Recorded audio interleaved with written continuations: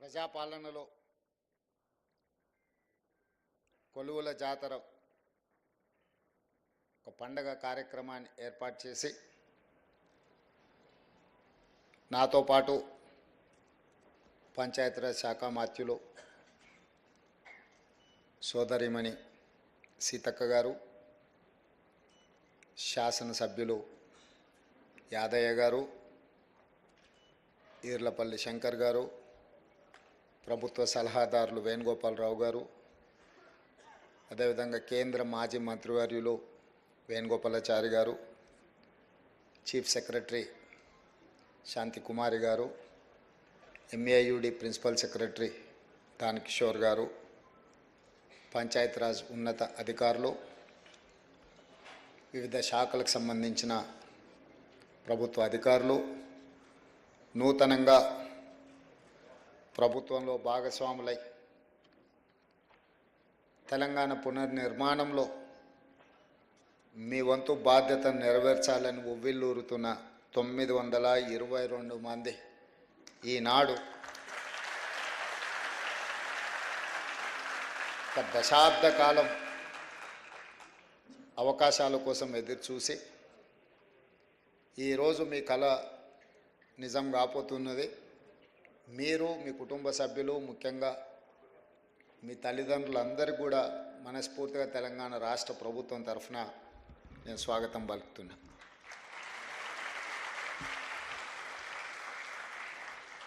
ఎవరికైనా మొట్టమొదటిసారి ఉద్యోగం రావడం, ఒక బాధ్యతను చేపట్టడం అనేది అనిర్వచనీయమైన సందర్భం. నేను మొదటిసారి ఇండిపెండెంట్ జడ్పీటీసీగా గెలిచినప్పుడు ఈనాడు ముఖ్యమంత్రి పదవి చేపట్టిన దానికంటే కూడా ఎక్కువ ఆనందం కలిగింది. ఎందుకు అంటే ప్రజా జీవితంలో ప్రజలకు సేవ అందించాలనుకొని చాలామంది కలలు కంటుంటారు, కానీ కొద్దిమందికి అవకాశం వస్తుంది. కొంతమంది జీవితకాలం అవకాశాలు రాకుండా కూడా ప్రజా జీవితంలోనే సర్వం కోల్పోయిన వాళ్ళు ఉంటారు. మొదటిసారి మనకి ఏ అవకాశం వస్తుందో అది చిన్నదా పెద్దదా అనే కంటే మనకు వచ్చిన అవకాశం మనకు జీవితకాలం గుర్తుండిపోయే అవకాశం. ఈరోజు మీ అందరికి కూడా మొట్టమొదటిసారి మీ జీవితంలో ఈ ప్రభుత్వంలో భాగస్వాములు అయ్యే అవకాశం వచ్చింది. ఈరోజు మీకు అందరికీ ఒక మరపురాని తీపి జ్ఞాపకంగా ఉంటుందని నేను భావిస్తున్నా. ఈ ఉద్యోగ నియామకాలు వివిధ శాఖలకు సంబంధించి, ముఖ్యంగా municipal administration and urban development, Panchayati Raj and rural development శాఖలకు సంబంధించిన నియామకాలు. ఈ నియామకాలలో అత్యధిక 500 పైగా నియామకాలు కారుణ్య నియామకాలు.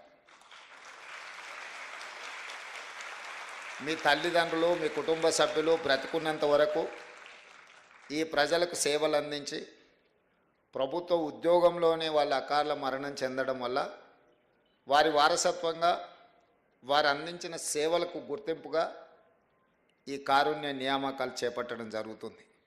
అందులో భాగంగానే జూనియర్ అసిస్టెంట్స్, అదేవిధంగా town planning officers, assistant engineers, junior technical officers, junior technical పంచాయతీరాజ్కు సంబంధించిన ఆఫీసర్స్, సేమ్ పంచాయతీరాజ్లో assistant engineers, assistant technical officers, అంటే ఒకవైపు మున్సిపల్ శాఖ, రెండవ వైపు పంచాయతీరాజ్ శాఖ. ఈ రెండు శాఖలకు సంబంధించి 922 మందికి ఈరోజు నియామకాలను అందిస్తున్నాము. ఈ నియామకాలు మీ హక్కు. మీ తల్లిదండ్రులు మీకోసం చాలా వరకు ఇందులో కారుణ్య నియామకాలు మీ కుటుంబ సభ్యుల నుంచి వారసత్వంగా మీకు చెందవలసిన ప్రభుత్వ ఉద్యోగం. కానీ గత ప్రభుత్వం దాదాపుగా 2015 నుంచి నాకు తెలిసినంత వరకు పంచాయతీరాజ్ శాఖలో కారుణ్య నియామకాలు చేపట్టకపోవడం, ప్రభుత్వం ఒక విధానపరమైన నిర్ణయం తీసుకోకపోవడం వల్ల దాదాపుగా మీ జీవితంలో అత్యంత విలువైన సమయం 10 సంవత్సరాల కాలగర్భంలో కలిసిపోయింది. 4 గంటలకు రావాల్సిన మేము 5 గంటలకు వస్తేనే అయ్యో మనం 1 గంట ఆలస్యమైందని మేము మా ప్రభుత్వ ఉద్యోగులు అనుకుంటున్న సందర్భంలో గత పాలకులు 10 సంవత్సరాలు ఈ అంశాన్ని పట్టించుకోలేదంటే ఎంత నిర్లక్ష్యంగా వ్యవహరించారో మీరు ఒక్కసారి ఆలోచన చేయండి.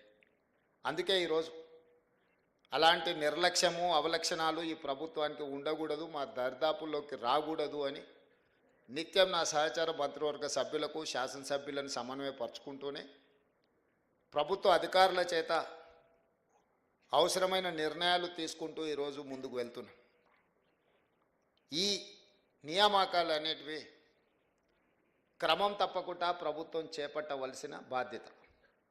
క్యాలెండర్ డేట్ ప్రకారం ప్రభుత్వ ఉద్యోగాలు ఇవ్వాలని, నిరుద్యోగులకు ముఖ్యంగా 20 నుంచి 25 లక్షల మంది నిరుద్యోగ యువకులు పట్టభద్రులు కోచింగ్ సెంటర్ల చుట్టూతో తిరుగుతున్నారు.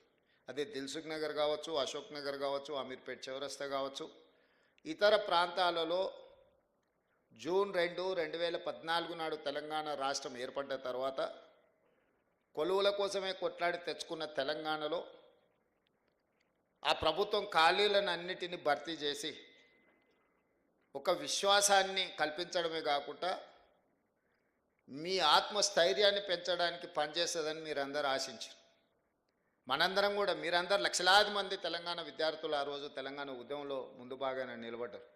నాకు బాగా గుర్తుంది, 2011 గ్రూప్ 1 నోటిఫికేషన్ పరీక్షలు ఉద్యమం సందర్భంలో ఉమ్మడి రాష్ట్రంలో నిర్వహిస్తే వేలాది మంది విద్యార్థులు పరీక్షలు హాజరవ్వకుండా తమ హాల్ టికెట్లను చించేసి గ్రూప్ 1 ఉద్యోగాలు మేము హాజరవ్వము, మా తెలంగాణ రాష్ట్రం వచ్చిన తర్వాత మేమే పరీక్షలు పెట్టుకుంటాం, మా నియామకాలు మేము చేపట్టుకుంటాం, ఉమ్మడి రాష్ట్రంలో ఎలాంటి నియామకాలు మీరు చేపట్టకపోయినా సరే మేము ఆగుతాం, మా ఉద్యోగ నియామకాల కంటే కూడా మా తెలంగాణ రాష్ట్రం ముఖ్యమని ఉస్మానియా యూనివర్సిటీ, కాకతీయ యూనివర్సిటీల విద్యార్థులు వీధుల్లోకి వచ్చి రాజకీయ నాయకులు అలసిపోయినప్పుడు ఇక మీ వల్ల కాకుంటే పక్కకు జరగండి, తెలంగాణ రాష్ట్రాన్ని మేము సాధిస్తామని ఆనాడు విద్యార్థి ఉద్యమకారులందరూ కూడా ముందు భాగానే నిలబడి తెలంగాణ రాష్ట్రాన్ని సాధించారు. అందులో భాగంగానే శ్రీకాంతాచారి కావచ్చు, కానిస్టేబుల్ కిష్టయ్య కావచ్చు, యాదయ్య కావచ్చు, ఈశాన్ రెడ్డి, వేణుగోపాల్ రెడ్డి లాంటి వాళ్ళు ఎంతోమంది పిల్లలు తమ జీవితాలను సర్వం త్యాగం చేశారు. వాళ్ళు త్యాగం చేసినప్పుడు వాళ్ళకి తెలుసు, వాళ్ళు చనిపోవడం ద్వారా వాళ్ళ కుటుంబాలకు తీరని నష్టము కష్టము వస్తుంది. కానీ లక్షలాది మంది తెలంగాణ విద్యార్థుల జీవితాలలో వెలుగులు వస్తాయి, తెలంగాణ ప్రాంతం బాగుపడుతుంది, స్వయం పరిపాలన వస్తుంది, ఈ స్వయం పరిపాలనైనా మా జీవితాలలో మార్పు తీసుకొస్తుంది అని చెప్పి వారు ఆనాడు నిర్దిష్టంగా ప్రాణత్యాగాలు చేసి తెలంగాణ రాష్ట్రాన్ని సాధించారు. కానీ వాళ్ళ లక్ష్యం నెరవేరలేదు. తెలంగాణ రాష్ట్రం అయితే వచ్చింది, కానీ వచ్చిన రాష్ట్రంలో ఏ ఆకాంక్షల కోసం ఆ పిల్లలు ప్రాణాలు ఇచ్చిండ్రో ఆ ఆకాంక్షలు నెరవేరలేదు. గత 10 సంవత్సరాల నుంచి 20 నుంచి 25 లక్షల మంది విద్యార్థులు ఊరిలో తల్లిదండ్రులకు 22, 23 ఏళ్ళ వయసు ఉన్నప్పుడు పోటీ పరీక్షలు రాసి ప్రభుత్వ ఉద్యోగాన్ని సాధించుకొని మళ్ళీ ఇంటికి వస్తామని తల్లిదండ్రులకు చెప్పి బయలుదేరి, ముఖ్యంగా ప్రభుత్వ ఉద్యోగాల కోసం ప్రయత్నం చేస్తున్న వాళ్ళు దళితులు, గిరిజనులు, ఆదివాసీలు, బలహీన వర్గాలు, పేదలు. ఆగర్భ శ్రీమంతుడు ఎవరు అసిస్టెంట్ జూనియర్ అసిస్టెంట్ ఉద్యోగం కోసమో, అసిస్టెంట్ ఇంజనీర్ కోసమో, లేకపోతే జూనియర్ టెక్నికల్ ఆఫీసర్ కోసమో కోటీశ్వర్లు ఎవరు ప్రయత్నం చేయరు. 99% పేదవాళ్ళు, చదువుకున్న వాళ్ళు ఈ రాష్ట్ర నిర్మాణంలో భాగస్వాములు అవ్వడమే కాకుండా తమని కనిపెంచిన తల్లిదండ్రులు ఈ రకంగా కాస్త జీవితంలో సంతోషాన్ని, కనీసం వాళ్ళు పడ్డ శ్రమను మర్చిపోతారని చెప్పి పేదవాళ్ళే ఈనాడు హైదరాబాద్కు వచ్చారు గ్రామీణ ప్రాంతాల నుంచి. వచ్చేటప్పుడు తొవ్వ ఖర్చులకో, లేకపోతే ఎక్కడో ఒక దగ్గర తెలిసిన వాళ్ళ దగ్గర ఉండడం కోసమో, లేకపోతే యూనివర్సిటీలలో అడ్మిషన్లు తీసుకొని ఉన్నత చదువులు చదువుతూనే పోటీ పరీక్షలకు సిద్ధమైంది. ఒక 6 నెలల్లో సంవత్సరంలోనో కోచింగ్ సెంటర్లలో కోచింగ్ తీసుకొని పోటీ పరీక్షలు రాసి ప్రభుత్వ ఉద్యోగ ఫలితాలు వస్తే ఉద్యోగం వస్తే సరే, ఉద్యోగం రాకపోతే ప్రత్యామ్నాయం గురించి ఏం చేయాలని ఒక ఆలోచనతోనే వచ్చారు. సంవత్సరం లోపల తేలాల్చిన విద్యార్థుల భవిష్యత్తు గందరగోళంగా మారి శాశ్వత నిరుద్యోగులుగా హైదరాబాదు నగర వీధుల్లో తిరుగుతుంటే 10 సంవత్సరాలైనా ఆనాటి ప్రభుత్వం పరీక్షలు నిర్వహించలేదు. దీన్ని బాధ్యతారహిత్యం అనాలనా, లేకపోతే నిర్లక్ష్యం అనాలనా? లేకపోతే వైఫల్యం అనాలా నాకు తెలియదు. మీరు ఆలోచన చేసుకోండి. మీరు అందరు చదువుకున్నోళ్ళే. ఈరోజు డిసెంబర్ 7, 2023 నాడు నేను బాధ్యత చేపట్టిన తర్వాత ప్రతి డిపార్ట్మెంట్లో గత 10 సంవత్సరాలుగా ఇచ్చిన నోటిఫికేషన్లన్నీ, నిర్వహించిన పరీక్షలన్నీ, ఫలితాలు విడుదల కాకుండా కోర్టు న్యాయస్థానాలలో చిక్కుముళ్ళని, ఒకవేళ పరీక్షలు నిర్వహించిన ప్రశ్నపత్రాలు జిరాక్స్ సెంటర్లలో అమ్ముడువైన పరీక్షలన్నీ, ఈ కోచింగ్ సెంటర్ల చుట్టూ ఇన్ని లక్షలాది మంది తిరుగుతుంటే ఇది మొట్టమొదటి ప్రధాన సమస్యగా మా ప్రభుత్వం భావించి 10 సంవత్సరాలు నోటిఫికేషన్లు లేకపోతే పరీక్షలు నిర్వహించకపోవడం, న్యాయస్థానాలలో చిక్కుముళ్ళుగా ఉన్న వాటిని అన్నిటిని ఒక్కొక్కటిగా పరిష్కరించుకుంటూ 57,924 ఉద్యోగ నియామక పత్రాలు ఎల్బీ స్టేడియంలోనో లేకపోతే రవీంద్ర భారతిలోనో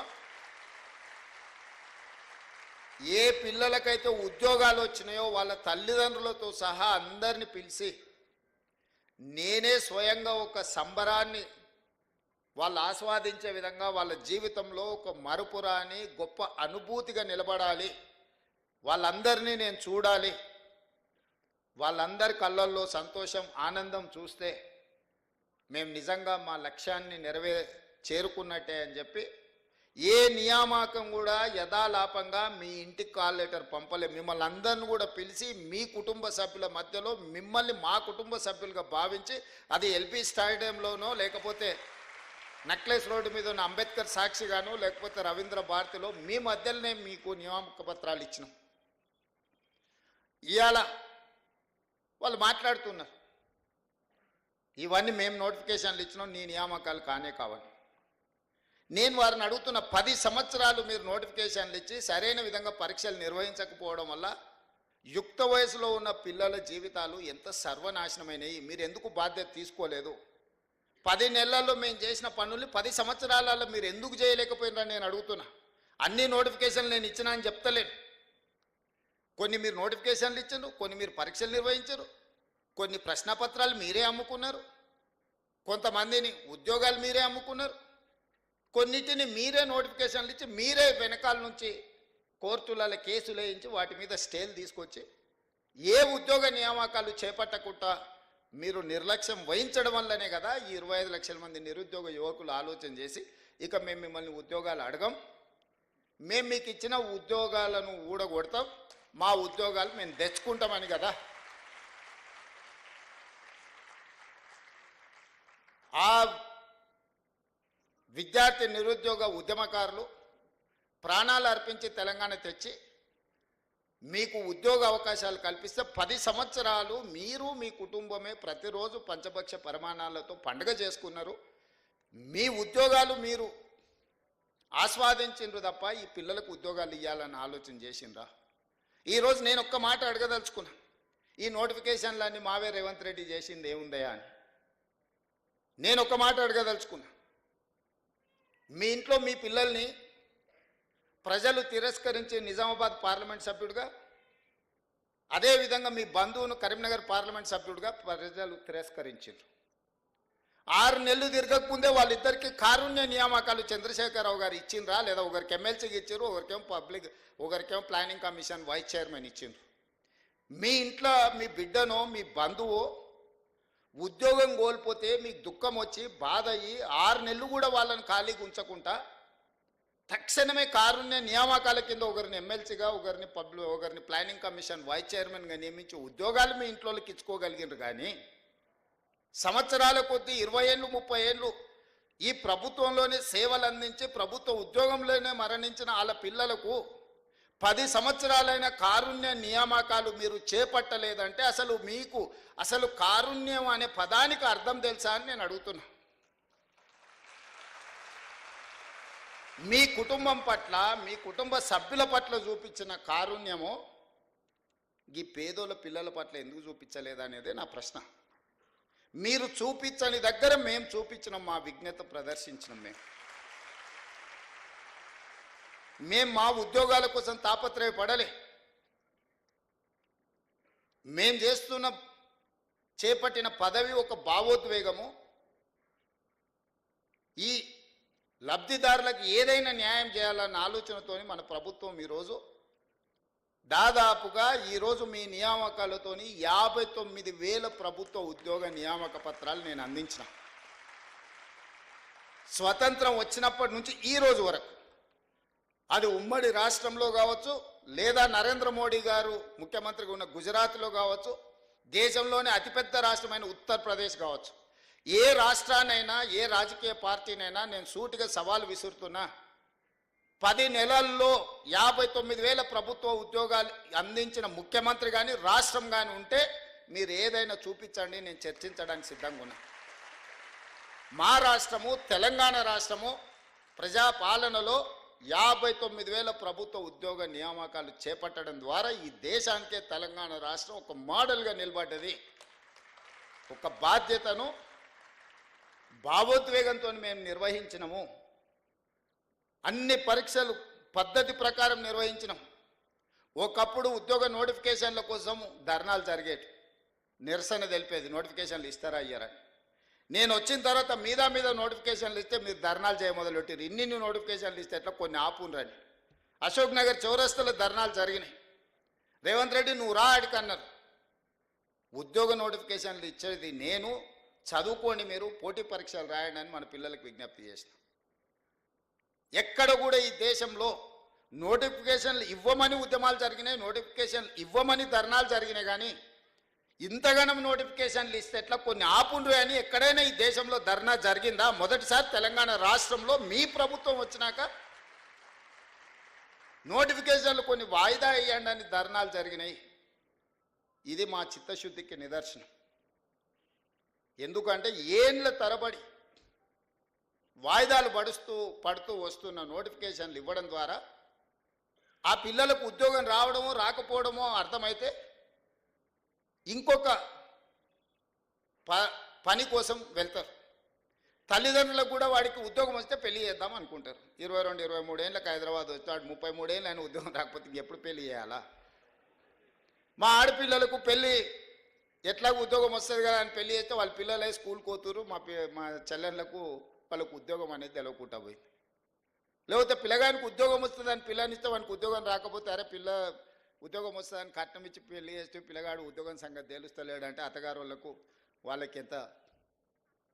ఇవన్నీ ప్రాక్టికల్గా ఉన్న సమస్యలు. నేను చెప్పేటివి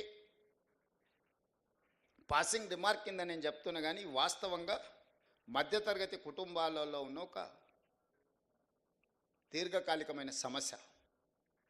కోచింగ్ సెంటర్లకు ఫీజులు కట్టాలి, పిల్లలు హైదరాబాద్లో చదువుకోవడానికి డబ్బులు ఇవ్వాలి, వాళ్ళు ఇక్కడెక్కడ ఉద్యోగం పోయేటట్టు ఉండదు, ఊర్లలో తల్లిదండ్రులకు వీళ్ళకి పంపించగలిగినంత ఆర్థిక స్తోమత ఉండదు, వాళ్ళు ఉపాధి హామీ కూలీకి పోయో లేకపోతే ఊర్లలో కూలీ నాలి పనిచేసి ఆ పైసలు ఎన్ని సంవత్సరాలు పంపించాలి, వాళ్ళ కోసం ఎన్ని సంవత్సరాలు ఎదురు చూడాలా. అందుకే నేను నిర్ణయించుకున్నా, ఏ ఖాళీలైనా పెండింగ్ పెట్టకండి. అందుకే గ్రూప్ 1 ఎన్ని రకాల కేసులు వేసినా సుప్రీంకోర్టు వరకు కొట్లాడి అన్ని కేసులను, తప్పుడు కేసులను అన్నిటిని కూడా బంగాళాఖాతం లేపించి ఇవాళ గ్రూప్ 1 ఫలితాలు ఇచ్చిన.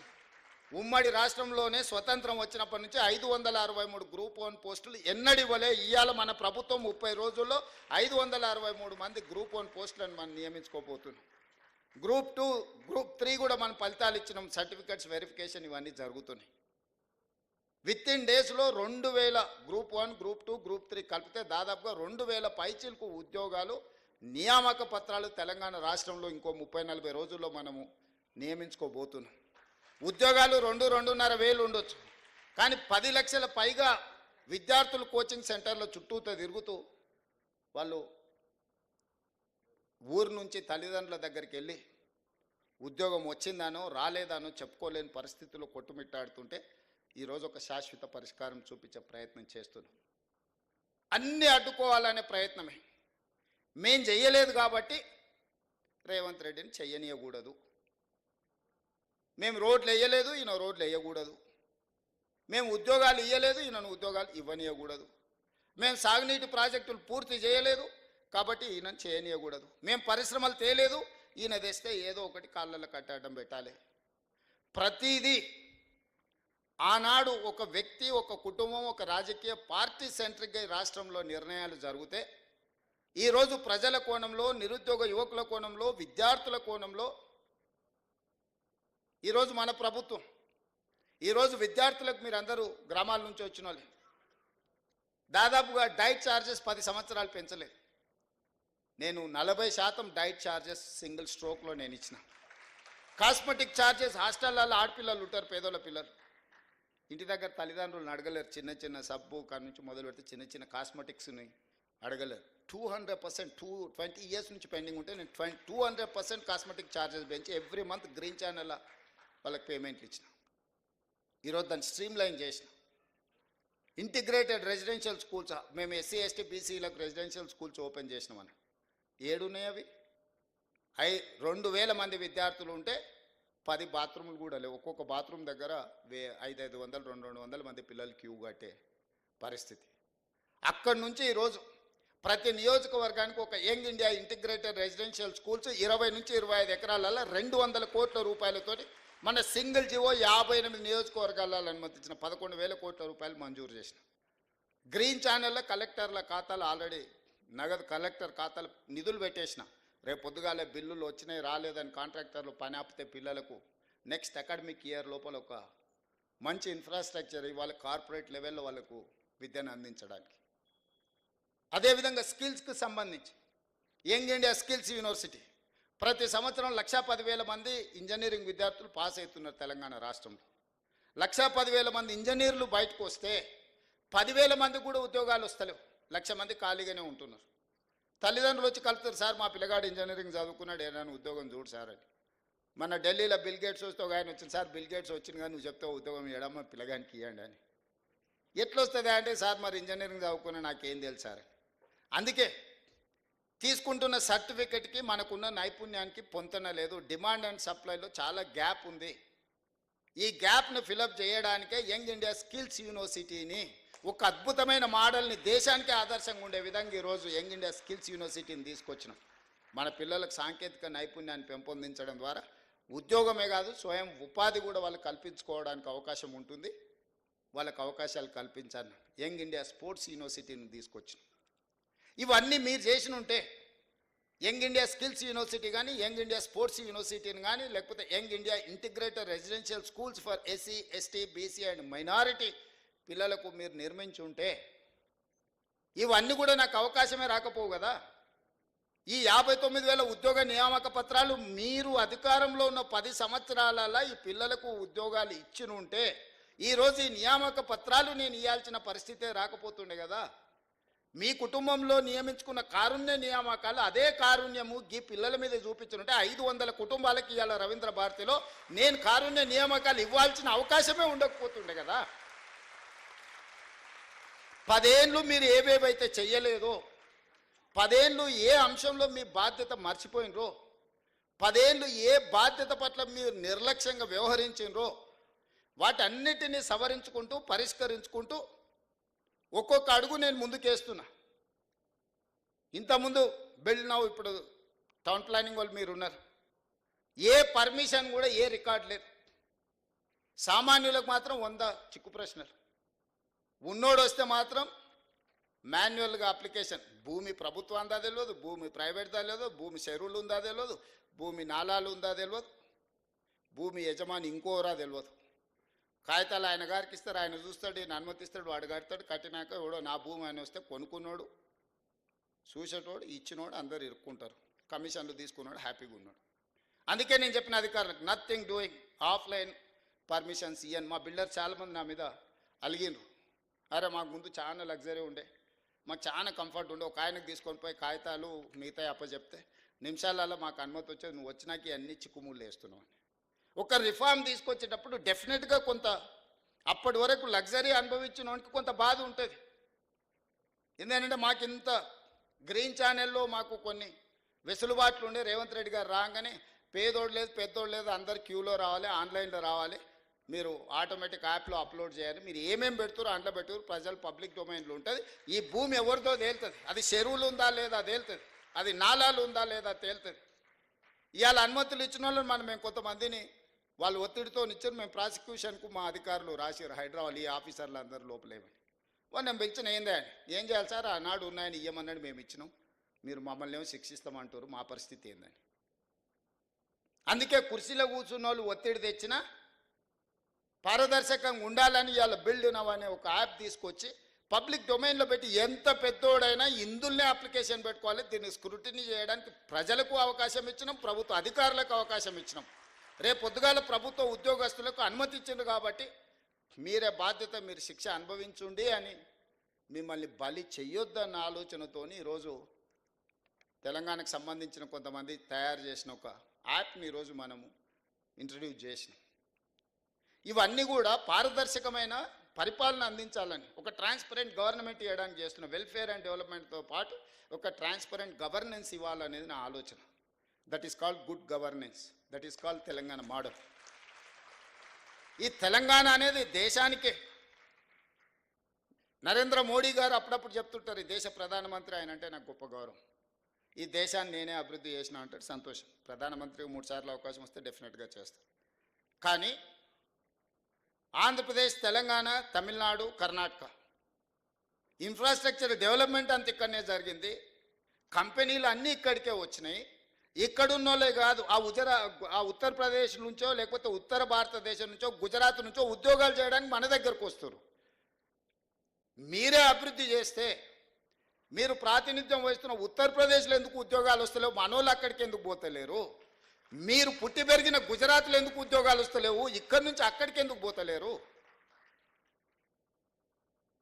దక్షిణ భారతదేశంలో తమిళనాడు కావచ్చు, తెలంగాణ కావచ్చు, కర్ణాటక కావచ్చు, ఈ 3 రాష్ట్రాలు, చెన్నై కావచ్చు, హైదరాబాద్ కావచ్చు, బెంగళూరు కావచ్చు, ఈరోజు మన దక్షిణాది రాష్ట్రాలకు సంబంధించిన వాళ్ళే కాదు, ఉత్తరాది రాష్ట్రాలకు సంబంధించిన వాళ్ళు కూడా ఉద్యోగ ఉపాధి అవకాశాల కోసం మన దగ్గరికే వస్తారు కదా. ఛత్తీస్గఢ్, జార్ఖండ్ నుంచి, ఒడిశా నుంచి ఇవాళ లేబర్ కూడా మన దగ్గరకు వస్తుండ్రు కదా. అభివృద్ధి మేం సాధించినట్ట, అభివృద్ధి మీరు చేసినట్ట అని నేను అడగదలుచుకున్న వారిని. అభివృద్ధికి చిరునామా మన ప్రాంతాలు, కష్టానికి మారు పేరు మనం. మార్కెటింగ్ రకరకాల వాళ్ళు చేసుకుంటారు, వాళ్ళకి మార్కెటింగ్ చేసుకునే తెలివితేటలని చేసుకుంటారు. కష్టం చేసేదే మనకు తెలుసు. చాలామంది నన్ను అంటుంటారు, నీ మీద వ్యతిరేకత ఉంది, నీ మీద కోపంగా ఉన్నారని. నేను అడగదలుచుకున్న మీ ద్వారా, రైతులు ఎందుకు కోపం ఉంటారు? 25,35,000 మంది రైతులకు 20,617 కోట్ల రూపాయల రుణమాఫీ 10 నెలల్లో చేసినందుకు నా మీద రైతులు కోపంగా ఉంటారా? మహిళలు, మా ఆడబిడ్డలు, రాష్ట్రం మొత్తం ఆర్టీసీలో ఉచిత ప్రయాణం ఇచ్చినందుకు చదువుకునే పిల్లల కాడ నుంచి మన పెద్దమ్మల వరకు అమ్మగారింటికి వెళ్ళాలన్నా, అమ్మవారిని దర్శించుకోవాలన్నా ఉచిత బస్సు ప్రయాణం ఇచ్చినందుకు మా ఆడబిడ్డలు నా మీద కోపంగా ఉంటారా? లేకపోతే 1000 ఆర్టీసీ బస్సులను యజమానులను చేసి, కోటీశ్వరులను చేసి, కార్పొరేట్ కంపెనీలు చేసే వ్యాపారం మా స్వయం సహాయక సంఘాలకు అందించినందుకు ఆడబిడ్డలు నా మీద కోపంగా ఉంటారా? లేకపోతే 1000 మెగావాట్ల సోలార్ విద్యుత్ ఉత్పత్తి సామర్థ్యం, సోలార్ పవర్ ప్రాజెక్ట్స్ అంటే అదానీ, అంబానీలు, టాటాలు, బిర్లాలని ఒకప్పుడు అనుకునేది. అదానీ, అంబానీలతో పోటీ పడే విధంగా మా ఆడబిడ్డలకు 1000 మెగావాట్ల సోలార్ విద్యుత్ ఉత్పత్తి కాంట్రాక్ట్ మా ఆడబిడ్డలకు, మా సీతక్కకు చెప్పి, మా బట్టి విక్రమార్క గారికి చెప్పి ఇవాళ 1000 మెగావాట్ల సోలార్ ఉత్పత్తి సామర్థ్యం ఒప్పందం మా ఆడబిడ్డలు చేసిన. అందుకోసం నా మీద కోపంగా ఉంటారా? 50 లక్షల కుటుంబాలకి ఈరోజు 200 యూనిట్లు ఉచిత కరెంట్ ఇస్తున్న పేదవాడి ఇంట్లో వెలుగులు ఈరోజు ఈ ప్రభుత్వం ఇస్తుంది. అందుకోసం ఈ 50 లక్షల కుటుంబాలు నా మీద కోపంగా ఉంటారా? 43 లక్షల మంది ఆడబిడ్డలకు 500 రూపాయలకు సిలిండర్ ఇస్తున్నాం, అందుకోసం నా మీద కోపంగా ఉంటారా? విద్యార్థులకు, లక్షలాది మంది విద్యార్థులకు 40% డైట్ ఛార్జెస్, 200% కాస్మెటిక్ ఛార్జెస్ పెంచినందుకు ఆ చిన్నారులు నా మీద కోపంగా ఉంటారా? అంతెందుకు 57,000 ఉద్యోగ నియామక పత్రాలు అందించినందుకు వాళ్ళు ఉంటారా కోపంగా?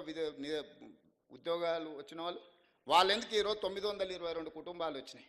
మీకు అందరికీ నేను ఉద్యోగ నియామక పత్రాలు రవీంద్ర భారతిలో పిలిచి మీకు అప్పచెప్పినందుకు మీకు నా మీద కోపం ఉందా? ఇన్నేళ్ళ మీ కళ సాకారమైనందుకు నా పట్ల అభిమానం ఉంటుందా? నా మీద కోపం ఉంటుందా? సోషల్ మీడియాలో ఎవడో పెట్టిందా అని మీరు ఎవ్వరు ఏమనకపోవడం వల్ల అదే నిజం అనే అబద్ధం, నిజం గడప దాటే లోపల అబద్ధం మొత్తం ప్రపంచాన్ని చుట్టేసి వస్తుంది. ఏంటంటే వాళ్ళు అడ్డగోలుగా సంపాదించారు, ఎంతైనా పెట్టుబడి పెడతారు. సోషల్ మీడియా అంటేనే వాట్సాప్ యూనివర్సిటీ అంటేనే పెట్టుబడులతో జరిగే నల్లధనాన్ని అందులో పెట్టుబడిగా పెట్టి ఇంధనంగా మార్చి ఈ ప్రభుత్వం మీద బురద జల్లాలనే ప్రయత్నం చేస్తుండ్రు. ఎక్కడ మేము వైఫల్యం చెందినము, రేవంత్ రెడ్డికి పట్టు రాలేదు అని అంటారు. పట్టు రావడం అంటే ఓ రాజయ్యను దళితుని తీసేయడం, ఓ ఈటల రాజేందర్ బలైన వర్గాల వ్యక్తిని మంత్రివర్గం నుంచి తీసేస్తే పట్టు వచ్చినట్ట, తీయడానికి కారణం చెప్తే పట్టు వచ్చినట్టు. తీయడానికి సహేతుకమైన కారణం ఉంటే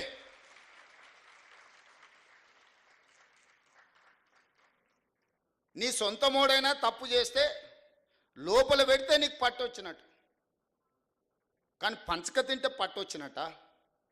పరిపాలన భవనమైన సచివాలయానికి రానోనికి 10 ఏళ్ళు రానోనికి పట్టు వచ్చిందంట పరిపాలన మీద. రోజుకు 18 గంటలు పనిచేస్తున్నా మీకే అందుబాటులో ఉన్నా నాకు మాత్రం పట్టు రాలేదు అంటున్నారు. ఎట్లా దీన్ని జస్టిఫై చేయాలో మీరు చెప్పండి అని అడుగుతున్నా నేను. ఏ రోజైనా సచివాలయానికి మమ్మల్ని, నేను సీతక్క కూడా సచివాలయానికి పోతే పోలీసులు పట్టుకొచ్చి మా ఇంటికాడ వదిలేసి వచ్చారు.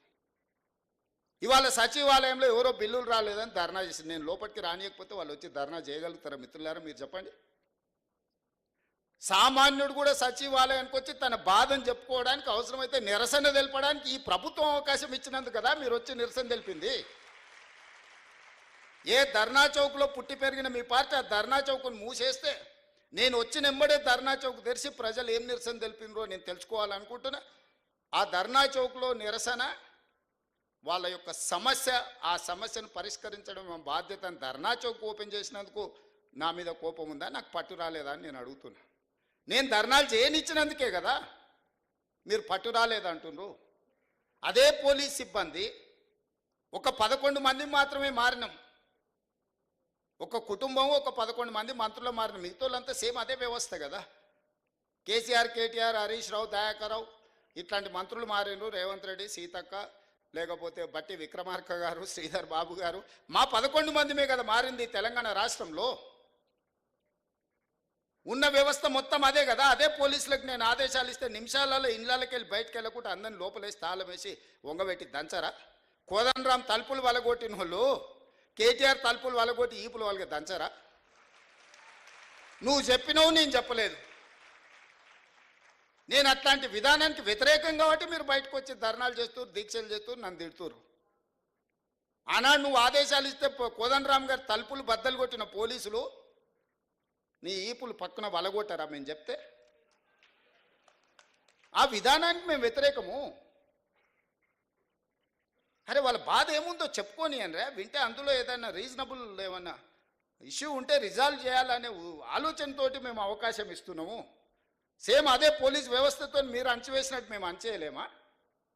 మాకు తెలియదా? ఆ మాత్రం తెలివి లేకుండానే 20 ఏళ్ళు అపోజిషన్లో ZPTC, MLA, MLC, MP, party president, ముఖ్యమంత్రి అయిన 20 ఏళ్ళు ఏం తెలియకుండానే ఇంత దూరం వచ్చినా మీరు అవకాశం ఇచ్చారా? గడీలలో వెరగకపోవచ్చుగా, నల్లమల్ల అడవుల్లో వెరిగినాం కదా. క్రూర జంతువులను చూసినాం, సామాన్యులను కూడా చూసినాం కదా. గడీలలో దొరల్లాక మేము పెరగకపోవచ్చు, కానీ నల్లమల్ల అడవుల్లో చెంచులను చూసుకుంటేనే, పేదోళ్ళని చూసుకుంటేనే పెరిగినాం కదా. మాకు మనుషులు ఎట్లుంటారు, మానవ మృగాలు ఎట్లుంటాయో మాకు తెలియదా? తెలియకుండానే ఇంత దూరం వచ్చిందా నేను? మాకు మానవత్వం ఉంది, మీకు మానవత్వం లేదు. మా మానవత్వాన్ని మేము ప్రదర్శిస్తున్నాం, మేము విజ్ఞతను ప్రదర్శిస్తున్నాం. రాజు అనేవాడు విజ్ఞతతో వ్యవహరించాలి అని, ఒక రాష్ట్రానికి ముఖ్యమంత్రి అనేవాడికి విజ్ఞత ఉండాలి. ఆ విజ్ఞతను నేను ప్రదర్శిస్తున్నా. మీరు ఆ విజ్ఞత లేకుండా వ్యవహరించారు కాబట్టి ఈరోజు బయటకు రాలేని పరిస్థితుల్లో మీరు ఫామ్ హౌస్లో పడుకోవాల్సిన పరిస్థితి వచ్చింది. నీకు నాకున్న తేడా అది. సచివాలయమే లేకుండా, పరిపాలన భవనానికే రాకుండా వాళ్ళకి పట్టొచ్చిందంట. ప్రతిరోజు రోజుకు 18 గంటలు పనిచేసే నాకు, మా సీతక్కకు పరిపాలన మీద పట్టు రాలేదంట. ఇది ఎట్లా విశ్లేషిస్తారో మీరు అందరూ చదువుకున్న వాళ్ళు మిమ్మల్నే విశ్లేషించమని అడుగుతున్నా. తెలంగాణ సమాజాన్ని విశ్లేషించమని అడుగుతున్నా. ఇంద్రవల్లి అమరవీరులకు ఇండ్ల పట్టాలిచ్చి భూములు ఇచ్చినందుకు, ఇంద్రవల్లి అమరవీరుల స్తూపాన్ని ఒక పర్యాటక కేంద్రంగా చేసినందుకు మా మీద ఆదివాసీలు కోపంగా ఉన్నారా? లేకపోతే సమ్మక్క సారలమ్మ జాతరని అద్భుతంగా నిర్వహించినందుకు మా మీద కోపంగా ఉన్నారా? లేకపోతే యాదగిరి గుట్టని యాదాద్రి నువ్వు చేస్తే తెలంగాణ ప్రజల యొక్క ఇష్టదైవం యాదగిరిగుట్ట లక్ష్మీ నరసింహస్వామి. ఆ పేరును కూడా తెలంగాణకు వదలలే. నాకు చాలామంది యాదగిరి అని మిత్రులు ఉన్నారు. ఆయన యాదాద్రి మారవంగానే నా దగ్గరకు వచ్చి, సార్ మరి ఆ గుట్ట మీద చూసి మా తల్లిదండ్రులు యాదగిరి అని పెట్టారు, అది మారింది, ఇప్పుడు మా పరిస్థితి ఏందని. మీకేం చింతొద్దా, నేను వచ్చినాక మళ్ళీ యాదగిరి గుట్ట చేస్తా అని యాదగిరి గుట్ట చేసిన. వాళ్ళకి టీటీడీ ఉంటే మనకు వైటీడీ ఉంది, మనం కూడా పెద్ద సంస్థను ఏర్పాటు చేసుకున్నాం. ప్రతిసారి దర్శనాలకు వాళ్ళని అడుక్కొని మా ఎమ్మెల్యేల లెటర్లు అన్నాను, మనం అడుక్కున్నాం ఎందుకు? భద్రాచలంలో రాములవారు లేరా, లక్ష్మీ నరసింహస్వామి లేడా, లేకపోతే రామప్పలో శివుడి అంశ లేదా మనకు? మనం మన వాటిని అభివృద్ధి చేసుకోలేదు కాబట్టి, ప్రభుత్వం వాటి మీద దృష్టి పెట్టలేదు కాబట్టి ఈరోజు మనం ఇతరుల వైపు చూస్తున్నాం. అద్భుతమైన శిలా సంపద ఉన్నది, అద్భుతమైన దేవాలయాలు ఉన్నది, అద్భుతమైన సంస్కృతి ఉన్నది తెలంగాణ ప్రాంతానికి. అందుకే ఈరోజు మనం ఎండోమెంట్స్ పాలసీ తీసుకొచ్చి టూరిజం ప్రమోషన్లో భాగంగా ఈరోజు వీటన్నిటిని అభివృద్ధి చేయాలని మనం ఒక పాలసీ తీసుకొచ్చినాం ఆల్రెడీ. అందుకే వైటీడీని ఈరోజు మనం పెట్టుకుని తొందరలోనే బోర్డు వేసుకుంటాం. అద్భుతంగా మనం మన దగ్గర ఉన్న పరిశ్రమలను కానీ దేవాలయాలను కానీ ఇక్కడ ఏమేం కావాలో అవన్నీ చేసుకుందాము. మనందరికీ సిలికాన్ వ్యాలీనే ఈరోజు మనం డ్రైవ్ చేయగలిగినాం. నిన్ననే మెక్డొనాల్డ్స్ హైదరాబాద్లో మా కార్పొరేట్ ఆఫీస్ పెట్టుకుంటాం, ఇండియాలోనే హైదరాబాద్కి వచ్చారు. బయోటెక్లో ప్రపంచంలోనే పేరెన్నికగా ఆమ్జాన్ అమెరికాలో ఉంటుంది. ఫస్ట్ టైం వాళ్ళ దేశాన్ని వదిలి బయటకు వచ్చారు, హైదరాబాద్కి వచ్చారు. హెచ్సిఎల్ వాళ్ళు 15,000 మంది, 1,00,000 మంది ఈరోజు వాళ్ళు ఎంప్లాయీస్ తెలంగాణలో. కాగ్నిజెంట్, విప్రో, ఇన్ఫోసిస్, ప్రపంచంలోనే అత్యధికంగా ఉద్యోగులు ఉన్న వాళ్ళ వ్యాపార సంస్థల్ని హైదరాబాద్లో విస్తరించుకున్నారు. ఇవన్నీ కూడా మనం వచ్చిన తర్వాత ఒకరొకరిని వాళ్ళని కలిసి అవసరమైతే వాళ్ళ ఆఫీసులకి వెళ్ళి, ఈరోజు ఇన్ఫ్లేషన్ అంటే ధరల నియంత్రణ. భారతదేశంలో 1.3 అతి తక్కువ ధరల పెరుగుదల ఉన్న రాష్ట్రంగా తెలంగాణ రాష్ట్రం నెంబర్ 1 ఉంది. ఇది కేంద్ర ప్రభుత్వం ప్రకటించింది, నేను ప్రకటించలే. అన్ఎంప్లాయ్మెంట్ 8.8 ఉన్నదాన్ని 6.1. నిరుద్యోగ సమస్యను పరిష్కరించిన రాష్ట్రంగా మొట్టమొదటి రాష్ట్రంగా తెలంగాణ నిలబడింది, కేంద్ర ప్రభుత్వం ప్రకటించింది. రాష్ట్ర ప్రభుత్వాలు సొంతంగా పన్నుల వసూళ్లలో భారతదేశంలో నెంబర్ 1, 88%. టార్గెట్లో 88% రీచ్ అయి దేశంలోనే మొదటి రాష్ట్రంగా తెలంగాణ రాష్ట్రం ఉంటే 86%తో మహారాష్ట్ర ఉంది. నరేంద్ర మోడీ గారు ప్రాతినిధ్యం వహించే గుజరాత్ 6th ప్లేస్లో ఉన్నది. తెలంగాణ రాష్ట్రంలో పన్నులలో పారదర్శకత తీసుకొచ్చి 88% సక్సెస్ రేషియో మన స్టేట్ చూపించింది. ఇది మన పరిపాలన మీద పట్టు. ధరల నియంత్రణలో, నిరుద్యోగ సమస్యను పరిష్కరించడంలో, రాష్ట్రం సేకరించాల్సిన పన్నులలో దేశానికే రోల్ మోడల్గా నిలబడి పెద్ద పెద్ద కార్పొరేట్ కంపెనీలను గుజరాత్కు పోకుండా తెలంగాణకు తీసుకొచ్చి తెలంగాణ పరిపాలన మీద పట్టు సాధించిన మేము దేశానికే ఆదర్శంగా నిలబడి తెలంగాణ మోడల్ అని ఈరోజు చెప్పుకుంటున్నాం. ఆయన అంటాడు, మిస్ యూనివర్స్ హైదరాబాద్లో ఎట్లా కండక్ట్ చేస్తారని. ఏంద్రా నాయన నీ బాధ, నీ దుఃఖమేంది, ఏంది అసలు ఆయన ఆవేదన ఏందో, బాధ ఏందో, దుఃఖం ఏందో నాకు అర్థం కాలే. ఒక అద్భుతమైన అవకాశం పర్యాటక రంగానికి ఇది. 140 దేశాలకు సంబంధించిన ప్రతినిధులు అందరూ మన హైదరాబాద్ రాష్ట్రానికి 25-26 రోజులు ఉండబోతున్నారు. మే 7th నుంచి మే 31st వరకు ప్రపంచ దేశాలన్నీ మన నగరంలో, మన ప్రాంతంలో, not only in Hyderabad, Warangal 1000 స్తంభాల గుడి కావచ్చు, రామప్ప గుడి కావచ్చు, పర్యాటక ప్రాంతాలు ఏవేవైతున్నాయో తెలంగాణ రాష్ట్రంలో అన్ని వాళ్ళు పర్యటించబోతున్నారు. తెలంగాణలో ఉన్న ప్రసిద్ధి చెందిన పర్యాటక క్షేత్రాలన్నిటి దగ్గర ఈ ప్రపంచ అందగత్తెలు ముందర అక్కడికి వచ్చి అక్కడ మిస్ వరల్డ్ కాంపిటీషన్స్ మన రాష్ట్ర ప్రభుత్వం నిర్వహించబోతుంది. ఎంత గొప్ప అవకాశము. 72సారి ఇప్పుడు నిర్వహించేది. 72 సార్లలో ఒక్కసారి అమితాబ్ బచ్చన్ ముంబైలో నిర్వహించాడు. 70 సార్లు ఇతర దేశాలలోనే జరిగింది. 72వసారి మన తెలంగాణ రాష్ట్రం ప్రపంచానికి ఆతిథ్యం ఇవ్వబోతుంది. 3000 ఛానల్స్ ప్రపంచం నుంచి మన దగ్గర నెల రోజులు ఉండబోతున్నారు. 3000 ఛానల్స్ అండ్ పేపర్స్ హైదరాబాద్ ఆతిథ్యం ఇవ్వబోతుంది. గ్లోబ్లో హైదరాబాద్ ఒక ల్యాండ్ మార్క్ కాబోతుంది. అసలు ఇంత మంచి సందర్భం వస్తే నువ్వు అభినందించకపోతే నీ బాధ దుఃఖం రోజు మాట్లాడుతుండు. దానికి ఎట్లా ఖర్చు పెడితే దీనికి ఎట్లా ఖర్చు. మేము దుబారా చెయ్యము.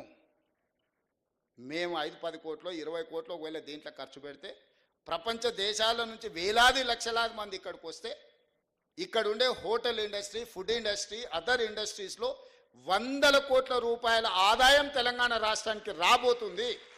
మీరే ఒక గుడికి యాదగిరి గుట్టకు పోతారు. బస్సు ఉచితం ఇచ్చినా మీరు ఉండి లేచింది అనుకోండి, ఆడ ఏదైనా షాపులలో కొనుక్కున్నది అనుకోండి, మీ ట్రాన్స్పోర్ట్ కంటే కూడా 3 అంతలు ఎక్కువ పైసలు ఖర్చు పెడతలేరా? మన జాతరకు పోతాం, మన పిల్లలు అదిగోని ఇదిగోని అని అంటే మనల్ని ఎవరన్నా ఫ్రీగా తీసుకపోయినా మనం ఆడ ఖర్చు పెట్టొస్తలేమా? Hotel industry, food industry, transportation, ఇన్ని వేల మంది వస్తే ఎన్ని ట్యాక్సీలు, నిరుద్యోగ యువకులకు ట్యాక్సీలు నడుపుకో, ఊబర్, ఓలా లాంటి వాటికి ఎంతమందికి పని కలుగుతుంది? ఎన్ని హోటల్స్ నెల రోజులు 100% బుకింగ్ ఉంటాయి. ఇంత ఆదాయం రాష్ట్రానికి రాబోతుంది. ప్రపంచ దేశాలని హైదరాబాదు నగరం వైపు చూడబోతున్నాయి. ఇన్ని దేశాలను ఒక దగ్గరికి మనం రప్పించగలిగిన శక్తి సామర్థ్యం నీకుంటే, అమెరికాలో చదివచ్చినావు కదా, 10 ఏళ్ళలో ఎందుకు తీసుకురాలేదు? ఫార్ములా ఈ రేస్ అంట. ఫార్ములా ఈ రేస్ ముసుగులో ప్రభుత్వం పైసలు నువ్వు కొల్లగొట్టినావు స్వామి. అందుకోసమనే నువ్వు కేసు ఎదుర్కొంటున్నావు. నీకు నాకు పోలిక లేదు. ప్రజల కోణంలో ప్రజా సమస్యల్ని పరిష్కరించాలన్న ఆలోచనతో నేనున్నా. ఉద్యమం ముసుగులో మొత్తం ఉన్నదంతా ఊడ్చుకపోదామన్న ఆలోచనలో మీరున్నారు. నీకు నాకున్న తేడా ఇది. ఏ రోజన్నా మిమ్మల్ని నా కుటుంబ సభ్యులకి ఇట్లా కలిసి చెప్పడానికి మాట్లాడినారా? మీరు మీరు మీరు ప్రత్యక్ష సాక్షులే కదా, నేనేం కొత్తగా చెప్పాల్సిన పని లేదు కదా. నేను ఎందుకు ఇవన్నీ మీ దగ్గర పంచుకుంటున్నా అంటే, ఇవన్నీ చర్చలు జరగాలి. 10 సంవత్సరాల వాళ్ళ పరిపాలన, మొదటి 6 నెలలు మనకు పార్లమెంట్ ఎన్నికల వరకు మనం పరిపాలన చేసింది. ఇలా తర్వాత 10 నెలలు మనం పరిపాలన చేసింది. 10 నెలల నేను తీసుకున్న నిర్ణయాలను విశ్లేషించండి. విశ్లేషించి మార్కులు ఇవ్వండి. పట్టు వచ్చిందా, పట్టు రాలేదా? పట్టింపు లేకుండా వ్యవహరించిన మీ విధానానికి, పట్టుదలతో నా రాష్ట్రాన్ని పునర్నిర్మించాలన్న మా విధానానికి పట్టు ఉందా లేదా చూడండి. 8 లక్షల కోట్ల రూపాయలు నువ్వు అప్పులు చేస్తే సంవత్సరానికి మన ఈ 15 నెలల 1,53,000 కోట్ల రూపాయలు ఆయన చేసిన అప్పులకు తప్పులకు అసలు మిత్తి కట్టిన నేను. అంటే నెలకు 10,000 కోట్ల రూపాయలు అసలు మిత్తి. 15 నెలల 1,53,000 కోట్లు ఆయన గారు చేసిపోయిన అప్పులకు తప్పులకు నేను లెక్క కట్టిన, పాయమాలు కట్టిన. ఊర్లలో అంటారు కదా, బందర్తో లేరురా పాయమాలు కట్టి చూర్రా అని. సరిగ్గా 15 నెలల 1,53,000 కోట్ల రూపాయలు బ్యాంకులకు నేను, 88,000 కోట్ల అసలు, 64,000 కోట్ల మిత్తి, దాదాపు 1,53,000 కోట్ల రూపాయలు నేను కట్టిన ఈ 15 నెలలు. ఈ 1,53,000 కోట్లు ప్రజలు కట్టిన పన్నులు నా దగ్గరనే ఉంటే 75 లక్షల మంది రైతులకు 2 లక్షల రూపాయల రుణమాఫీ ఒక గంటలో చేసి ఉండేటోని. 30 లక్షల పేదోళ్ళ కుటుంబాలకు 5 లక్షల ప్రకారం 30 లక్షల ఇందిరమ్మ ఇల్లు ఒక్క సంవత్సరంలో కట్టి ఈ రాష్ట్రంలో ఏ పేదోడు కూడా ఇల్లు లేదు అనుకుంటే అందరికీ ఇల్లు ఇచ్చి ఉండేటోని. నేను అప్లికేషన్లు తీసుకుంటే నాకు ఇల్లు కావాలని అడిగిన వాళ్ళు 25 లక్షల మంది. ఈ 25 లక్షల మందికి నువ్వు చేసిన అప్పులకు నేను కట్టిన పాయమాలు నా దగ్గర జేబులో ఆ నగదే ఉంటే ఈ రాష్ట్రంలో ఏ పేదోడు కూడా ఇల్లు లేదు అని అనుకుంటే ఇచ్చుండేటోని. ఒక వ్యక్తి, ఒక కుటుంబం చేసిన అప్పులకు మొత్తం తెలంగాణను సర్వం వడ్డీ కడితే కూడా ఇది ఒక్క సంవత్సరంతో తీరేది కాదు. ఇట్లా నేను ఎంతకాలం ఉంటే అంతకాలం ఇట్లా కట్టాల్సిందే. ఇంకా పెరుగుతూనే ఉంది, తగ్గుతలేదు. ఇంతెందుకు ప్రభుత్వ ఉద్యోగులకు 58 ఏళ్ళని 61 ఏళ్ళకి చేసింది. ఇప్పుడు ఆ 61 ఏళ్ళు కూడా అయిపోయి రిటైర్ అయిపోతారు. పాతోళ్ళకు కొత్తోళ్ళకు కలిసి రిటైర్మెంట్ బెనిఫిట్స్ 8,000 కోట్ల రూపాయలు బకాయిలు పెట్టిపోయింది. నేను నెలకు 200 నుంచి 300 కోట్లు నాకున్న వెసులుబాట్లు వాళ్ళకి ఇస్తే ఏ మూలకి సరిపోతాయి? ఎవరికి ఇవ్వాలి? నేను 35 ఏళ్ళు ప్రభుత్వ ఉద్యోగం చేసిన ఉద్యోగస్తులకు రిటైర్మెంట్ బెనిఫిట్స్ ఇవ్వడానికి రూపాయి కూడా లేకపోవడం వల్ల నానా తంటాలు పడి తల తాకట్టు పెట్టి నెలకు 200, 300 పెళ్ళున్నోళ్ళకు, హాస్పిటల్లో చావు బతుకుల మధ్యలో ఉన్నోళ్ళకు, అత్యవసరం ఉన్నోళ్ళకు సర్దుకుంటూ వస్తున్నాం. ప్రభుత్వ ఉద్యోగుల బెనిఫిట్స్ 8,000 కోట్లు బకాయిలు పెట్టి ఆయన ఇవ్వని కనిపించాడు. ఎవరు అడగడానికి అవకాశం లేదు కాబట్టి వాళ్ళని అడగలేకపోయారు. నేను అందరు కలుస్తా, అందరికి కనిపిస్తా, అందరిని రప్పిస్తున్నా, వాళ్ళు వచ్చి నిరసన తెలుపుతారు. ఇదేదో రేవంత్ రెడ్డి చేసిన తప్పని మీరు అనుకుంటారు. సోషల్ మీడియాలో మళ్ళీ ఆయన్నే పెడతాడు, సచివాలయంలో ధర్నాలు చేసిన ప్రభుత్వ ఉద్యోగులు రిటైర్మెంట్ అని. ఎవరి లైబిలిటీ ఇది? ఒక చిన్న అటెండర్ రిటైర్ అయితే 50 లక్షలు మినిమం బెనిఫిట్స్ వస్తున్నాయి. ఒక average employee, gazetted rank employee retired అయితే 1,15,00,000 నుంచి 1,20,00,000 బెనిఫిట్స్ ఇవ్వాల్సి వస్తుంది. ప్రతి నెల 1000 మంది మినిమం రిటైర్ అయిపోతున్నారు యావరేజ్గా. సంవత్సరం తిరిగే వరకల్లా ఒక 10,000 మంది ప్రభుత్వ ఉద్యోగులు రిటైర్ అవుతారు.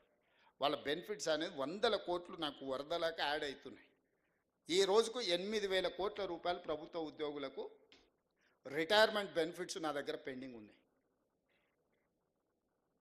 ఎట్లా తీసుకొచ్చేయాలా? ఏ అప్పు పుడతలేదు మార్కెట్లో, ఊడు మనల్ని నమ్ముతలేడు. ఊర్లలో ఒకప్పుడు భూస్వాములు ఉన్నోళ్ళు పిల్లలు చేతికి రాక దొరికిన కాడల్లో అప్పులు చేసి వ్యసనాలకు అలవాటై తాగుడుకు బానిసలై పత్తాలకు పెట్టి కొన్ని పెద్ద కుటుంబాలు గ్రామాలలో దెబ్బతింటే చూడు, అప్పు ఉట్టకొస్తుంది. పేరు గొప్పగా ఉంటుంది, అప్పు ఉట్టకొస్తుంది వాళ్ళకు. ఇవాళ తెలంగాణ రాష్ట్రం కూడా పేరు గొప్పగా ఉంది, అప్పు ఉట్టకొచ్చింది.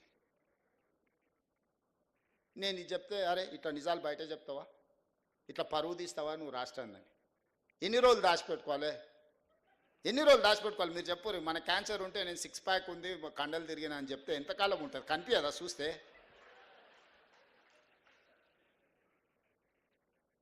అందుకే ఉన్నది ఉన్నట్టుగా చెప్పి మిమ్మల్ని అడుగుతున్నా, కొంత వెసులుబాటు ఇవ్వండి, నేను కూడా తీసుకుంటా.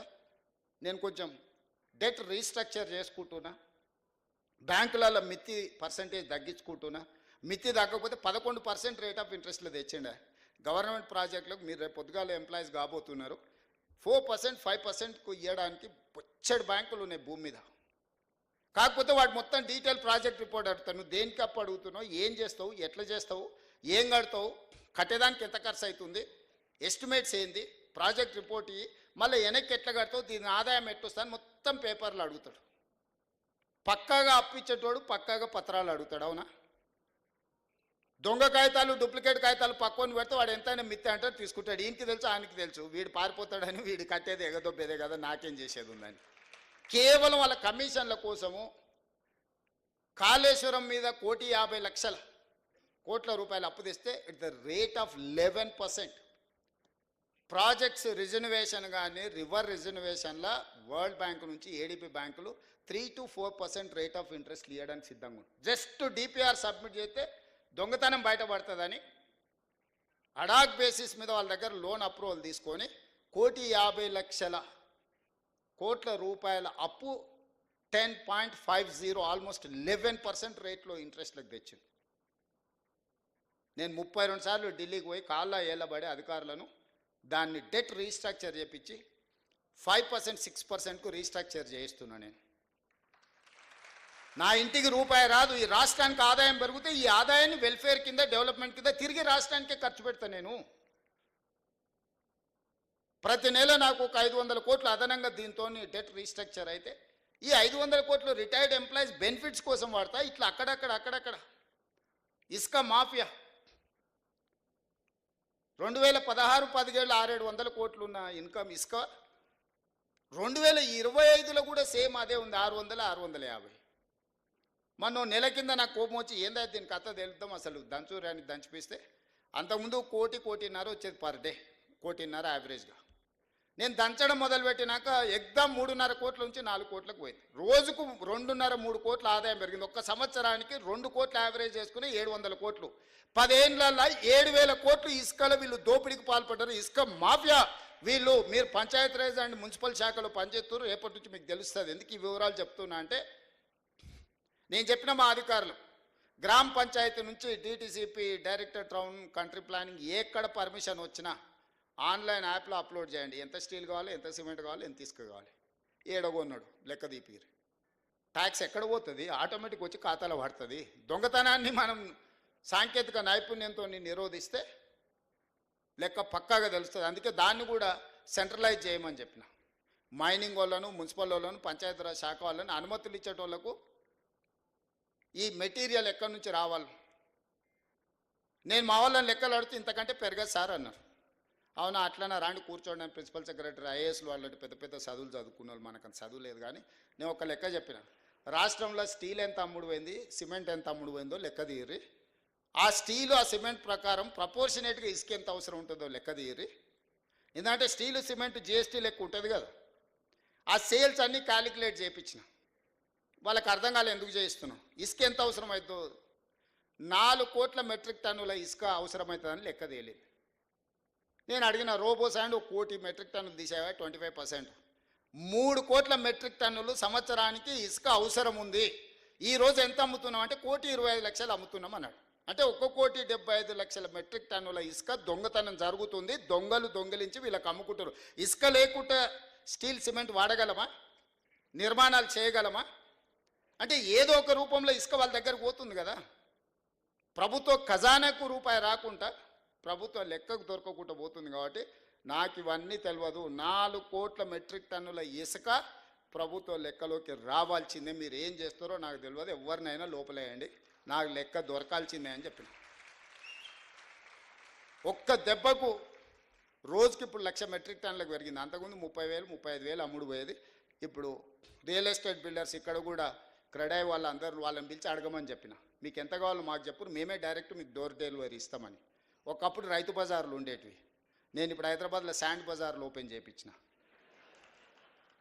3 సెంటర్లు పెద్ద పెద్దది చేయించిన. గవర్నమెంటే తీసుకొచ్చి ఇసుక వస్తుంది. ఇక్కడ కావాల్సిన వాళ్ళు చక్కగా అడిగిపోయి కూరగాయలు రైతు బజార్లో పోయి కొనుక్కున్నట్టే కుటుంబాలు తక్కువ రేటుకు వస్తాయి కదా. ఇసుక అడిగిపోయి దొడ్డి ఇసుక 1,600, సన్న ఇసుక 1,800. అంతకుముందు 2,100 సన్న ఇసుక ఉండే, దొడ్డి ఇసుక 1,800 ఉండే.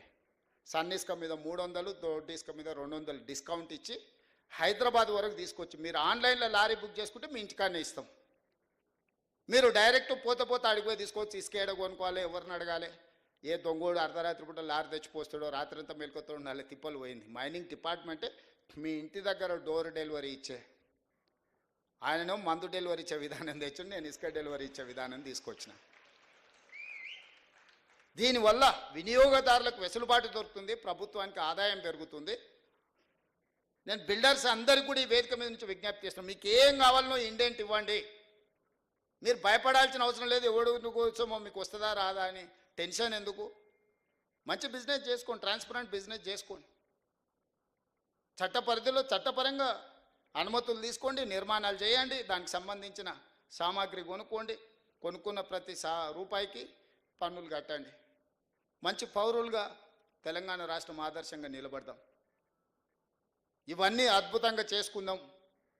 రేపు జరగబోయే నిర్మాణ రంగంలో మీరు మంచి భాగస్వాములు కావాలి. ప్రభుత్వ ఉద్యోగుల గురించి, ప్రజాప్రతినిధుల గురించి 35 సంవత్సరాలు 30 ఏళ్ళు యావరేజ్గా మనం వేసుకుంటే 3 రకాలుగా ఉంటామంట. చేరిన మొదటి 10 సంవత్సరాలలో గరం ఉంటామంట. రెండో 10 సంవత్సరాలలో నరం అయిపోతామంట. మూడో 10 సంవత్సరాలలో బేషరం అవుతామంట. ఎవ్వరం మనం అట్లా కావద్దు. ఇది ఒక నానుడి మాత్రమే. ఈ నానుడి మన దరి చేరొద్దు. చేరిన గరం మనం రిటైర్ అయ్యే వరకు అట్లనే ఉండాలి. గరం నరం బేషరం అనే విధానం ఉండొద్దు. దాన్ని దర్దాపులకు రానియొద్దు బేషరం అనే విధానాన్ని. అందుకే 20 ఏళ్ళు అయినా పాలిటిక్స్లో నా టెంపర్మెంట్ నేను మార్చుకోలే. ముఖ్యమంత్రి అయింది కదా ట్రాన్స్ఫార్మ్ కావాలంటారు. ముఖ్యమంత్రి అయింది కదా ట్రాన్స్ఫార్మ్ కావాలి. అప్పుడప్పుడు ఇట్లా మాట్లాడతాడు, కొంత హుందాగా వ్యవహరించాలి కదా అని. నేను హుందాగా వ్యవహరిస్తే అర్థం చేసుకునే వాళ్ళు ఉండాలి కదా. జానారెడ్డి గారు హుందాగానే పెద్ద మనిషిలాగా వ్యవహరించిండు. కానీ కేసీఆర్ ధృతరాష్ట్ర కౌగిల్లో జానారెడ్డి గారి గౌరవాన్ని మొత్తం మంట కలిపిండు కదా కేసీఆర్. అందుకే 20 ఏళ్ళైనా 2004 టైంలో ప్రజా జీవితంలో రావాలని మొదలుపెట్టిన ప్రయాణం 2024 20 ఏళ్ళు పూర్తయింది. 20 ఏళ్ళల్లో మొదటి రోజు నేను జడ్పీటీసీ ఉన్నప్పుడు టెంపర్మెంట్, ఈరోజు ముఖ్యమంత్రి కూడా నా టెంపర్మెంట్లో చేంజ్ లేదు, విజ్డమ్లో చేంజ్ ఉంది. ఎందుకంటే జడ్పీటీసీ ఉన్నప్పుడు జడ్పీటీసీగా వ్యవహరించిన, ఎమ్మెల్సీగా ఉన్నప్పుడు ఎమ్మెల్సీగా, ఎమ్మెల్యేగా ఉన్నప్పుడు ఎమ్మెల్యేగా, పార్లమెంట్ సభ్యుడు అయినప్పుడు దేశ స్థాయి ఇష్యూసు, పార్టీ అధ్యక్షుడు అయినప్పుడు ఒక విజ్డమ్ ఉంటుంది. చీఫ్ మినిస్టర్గా నాకు ఒక విజ్డమ్ ఉండాలి. ఈ తెలంగాణ రాష్ట్రాన్ని ఎట్లా ముందుకు తీసుకెళ్లాలని ఒక ఆలోచన ఉండాలి. విజ్డమ్లో నేను అప్గ్రేడ్ చేసుకుంటున్న నా స్కిల్ని. అంతే తప్ప టెంపర్మెంట్ని మనం లూజ్ అవుతే మనం చేయాల్సిన న్యాయం చేయలేము. ఈరోజు ప్రభుత్వంలో రేపటి నుంచి మీరు ప్రభుత్వ ఉద్యోగులు అవుతారు, సబార్డినేట్స్ అవుతారు. అప్పుడు అంత ఫ్రీగా నేను మీతో ఇట్లా మాట్లాడలేను. రేపటి నుంచి మీరు ప్రభుత్వ ఉద్యోగ వ్యవస్థలు వచ్చినప్పుడు మీకు మీ పై అధికారులు ఉంటారు, మీకు మాకు మధ్యలో చాలా ఏమంటారు లెవెల్స్ ఉంటుంది. చేరబోయే ముందు మీ అందరితోని అన్ని విషయాలు పంచుకోవాలన్న ఆలోచనతోటి బాగా పనిచేయండి. ఈ తెలంగాణను మనం నిర్మించుకొని ఒక మంచి అద్భుతమైన రాష్ట్రంగా, ఇంత గొప్ప రాష్ట్రం ఈ దేశంలో ఎక్కడా లేదు. ఈ రాష్ట్రం ఈ ప్రజల కోసం పనిచేసే అవకాశం రావడం అనేది ఒక అద్భుతమైన అవకాశం. ఇది ఉద్యోగం కాదు, ఇది ఒక భావోద్వేగం. మీరు ఎప్పుడు పనిచేసే ముందు రోజు పొద్దున లేవగానే 2 నిమిషాలు ఆలోచన చేయండి. నిన్నేమైనా తప్పులు చేసినా నేను ఒక నిమిషం, ఇంకొక నిమిషం ఈరోజు తప్పులు చేయకుంటే ఎట్లుండాలి. 2 నిమిషాలు ఉదయం నిద్ర లేవగానే ఆలోచన చేసుకుంటే 90% తప్పులు చేయం మనం. ఎక్కడైనా అనుకోకుంటే ఏదైనా జరిగినా కూడా దాన్ని సరిదిద్దుకోవడానికి అవకాశం ఉంటుందని తెలియజేస్తూ మనస్ఫూర్తిగా నూతన నియామకాలలో చేరబోతున్న మీ అందరికీ శుభాకాంక్షలు తెలియజేస్తున్నాను.